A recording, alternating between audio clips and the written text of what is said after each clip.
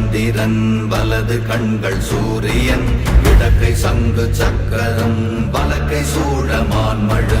எடுத்த பாத நீழ்முடி எண் திசைக்கும் அப்புறம் உடல் கலந்து நின்ற மாயம் யாவர்